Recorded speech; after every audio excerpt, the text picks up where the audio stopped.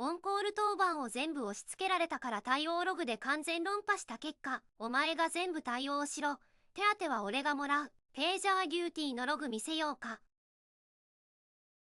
これはオンコール当番を全て押し付けられた SRE エンジニアの一致が対応ログで上司を完全論破した話。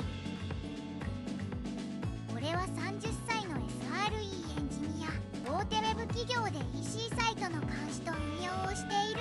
うちは24時間365日の監視体制で SRE チームは6人でオンコール当番を回してる。オンコール当番っていうのは深夜や休日でも障害が起きたらすぐに対応しなきゃいけない担当のこと。各メンバーが月に1週間ずつ担当する。オンコール当番には手当が出て月10万円もらえる。実際に対応したら追加で時間外手当も出る。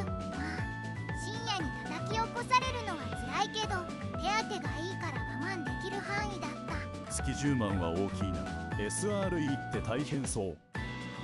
3ヶ月前前任の佐藤課長が異動になった。佐藤課長は技術に詳しくて現場のことをよく分かってくれる人だった。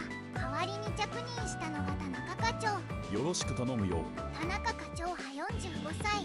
経歴書を見ると立派な経歴だったけど技術的な話をすると反応が薄い。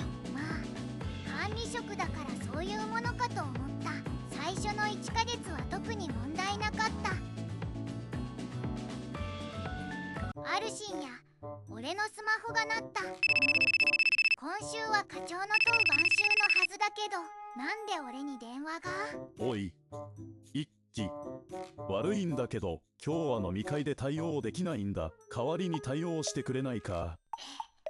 でも今週は課長の当番週ですよね。分かってるよ。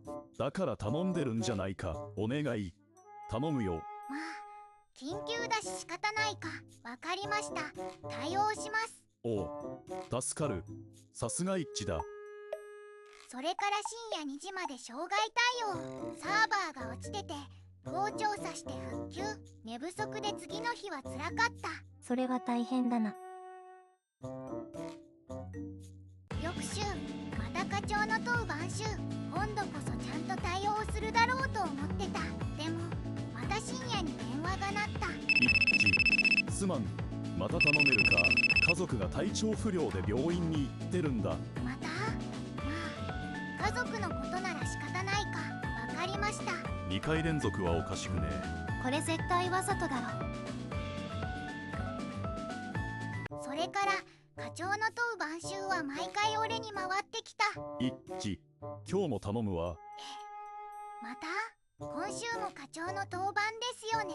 お前の方が技術力あるだろう。俺が出ても結局お前に聞くことになる。だったら最初からお前が出た方が効率的だ。それは理屈が。文句あるのか。いいえ、最初はお願いだったのがだんだん命令口調になってきた。結局俺は月に2週間分の当番をこなすことになってしまった。深夜2時3時のアラートで何度も起こされる。寝不足で仕事に集中できない。家族にも心配をかけてしまう。あなた、最近疲れてない？毎週のように深夜に起きてるわよね。大丈夫、仕事だから。でも心の中では限界を感じていた。これ完全に労働基準法違反だろ。主頑張れ。ある月の給料日、給与明細を確認した。あれ、オンコール手当が10万円。今月は2週間分対応したから20万円もらえるはずだけど時間外手当も少ない気がする。どうしたの？給与明細がおかしいんだ。今月は2週間分の当番をやったのに手当は1週間分しかついてない。それっておかしくない？人事部に確認してみたら？そうだな、明日確認してみる。翌日人事部に問い合わせた。オンコール手当の件ですね。今月の登録は田中課長が1週間、一致さんが1週間です。でも実際には課長の週も俺が対応してるんですけど。そうなんですか。でも登録上は課長と別々になってます。課長の分は課長に支払われてますよ。なんだって？つまり課長は手当だけもらって実際の対応は俺にやらせてるってことか。俺は課長を探して直接話をすることにした。課長、少しいいですか？なんだ、忙しいんだが。オンコール手当の件なんですが、今月課長の当番週も俺が対応しましたよね。でも給与明細には1週間分しか。何言ってんだ。お前の分はちゃんと払ってるだろ。でも実際は俺が2週間分対応してます。課長の週も全部俺が。は？証拠はあるのか？お前が勝手にやったんだろ。俺は頼んだ覚えはないぞ。でも課長、毎回電話で。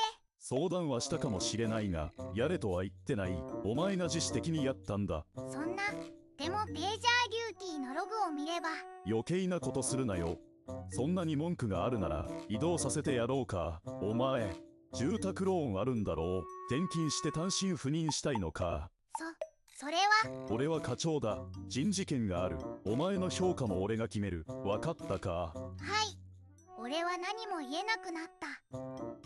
昼休み、信頼できる同僚の山田に相談した。それ、マジかよ。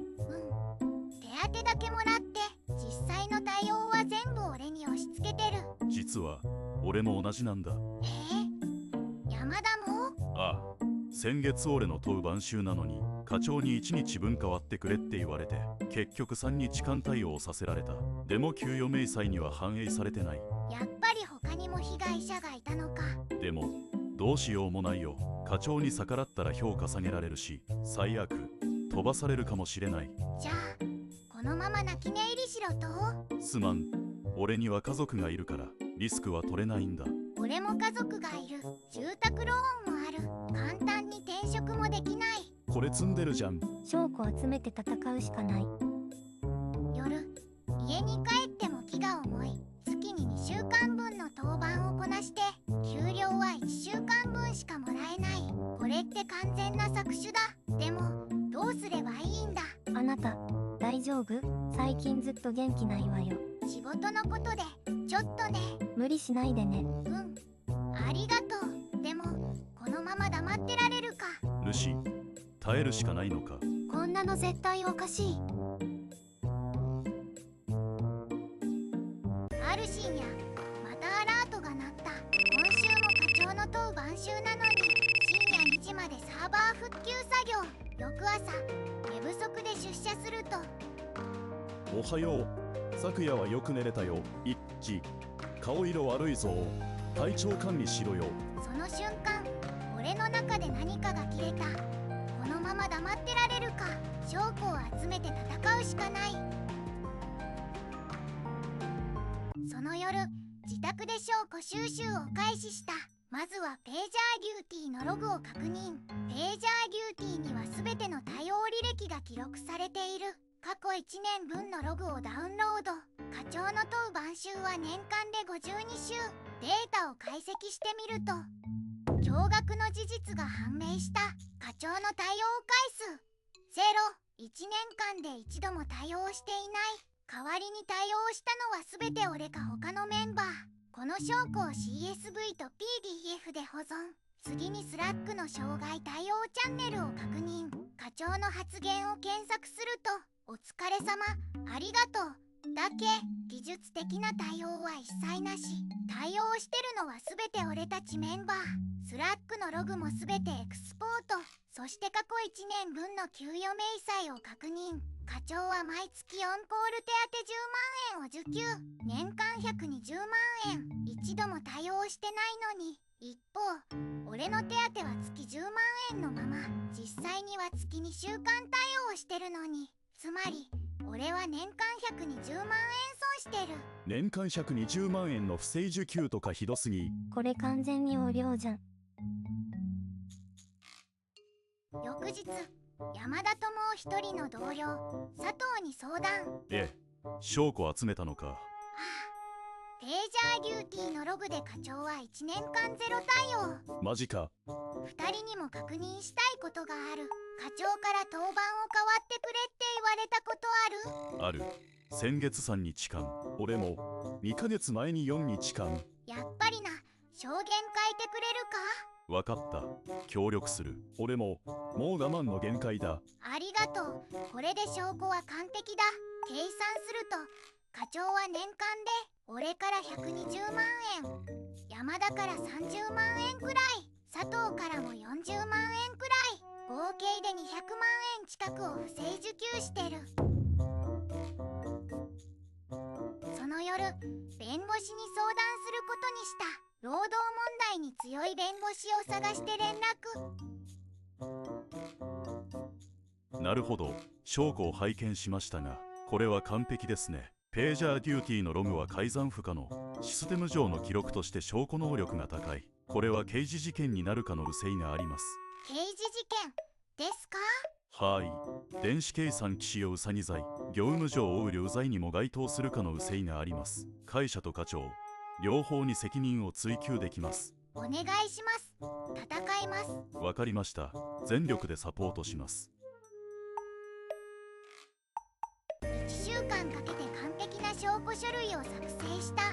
ページャーデューティー対応履歴の全データ、スラックログの全記録、給与明細12ヶ月分、人事部からのメール、山田と佐藤の証言書、オンコール規定の社内規則、全部で100ページ超の詳細な報告書。これを人事部長と社長に直接送付。件名は重大な不正に関する告発。緊急会議を要請した。完璧な準備だ。主頑張れ。翌日、社長室で緊急役員会議が開かれた。出席者は社長、人事部長、法務部長、そして俺と弁護士、そして課長。なんだこれは。俺はなんで呼ばれたんだ。忙しいんだが。田中課長、あなたに対する重大な告発があります。は？告発？一起説明してください。はい、それでは証拠を提示します。まず、ページャーデューティーの対応履歴です。過去1年間、課長の当番週は52週。しかし、課長の対応回数は0回です。ゼロ？はい、1年間で一度も対応していません。代わりに対応したのは私や他のメンバーです。それは、その。次に、スラックの障害対応チャンネルのログです。課長の発言はすべてお疲れ様、ありがとうのみ。技術的な対応は一切ありません。そして給与明細です。課長は毎月10万円のオンコール手当を受給。年間120万円。一度も対応してないのに。20万円。さらに他のメンバーにも同様の行為。山田さん、佐藤さんの証言書もあります。合計で年間200万円近くの不正受給です。田中課長、これは事実ですか？これは誤解です。俺は管理職だから部下に任せるのは当然で。オンコール手当は対応した人に支払われるものです。社内規定にも明記されています。じゃあ俺が承認したってことで。それ恥の的な正当化で通用しません。ページャーデューティーのログは改ざん不可能です。これは電子計算機使用うさぎ罪に該当します。業務上横領罪の可能性もあります。詐欺、横領。田中課長、これは極めて悪質です。会社の信用を失墜させた懲戒解雇は免れません。首だけは勘弁してください。家族がいるんです。住宅ローンも。あなたが家族のことを考えるなら部下の家族のことも考えるべきだった。金は返します。だから首だけは。遅い。決定事項です。処分内容を発表します。田中課長は即日懲戒解雇、不正受給額200万円の全額返還、退職金はなく、弁護士と協議の上、刑事告訴を検討。そんな、終わった。そして、一起あなたの勇気ある告発に感謝します。あなたを課長に昇進させます。課長に。はい。そして特別ボーナス200万円、年収も150万円アップさせていただきます。ありがとうございます。そして、オンコール体制の改革を任せます。二度とそのようなことが起きないように。はい、全力で取り組みます。その後、田中は妻に離婚された。刑事裁判で有罪となり、執行猶予付きの判決を受けた。200万円の返還で自己破産寸前。業界での評判持ちに落ち、再就職はできずにいるという。一方イッチは新しい課長としてオンコール体制を大幅に改革、対応ログの自動監視システムを導入し、二度と不正が起きないようにした。チームメンバーからの信頼も厚く、会社でも評価されている。最後まで呼んでくれてありがとう。証拠があれば戦える。諦めないことが大切だ。主をつお疲れ様。スカッとした。ログは嘘をつかないな。ページャーデューティー最高。主おめでとう。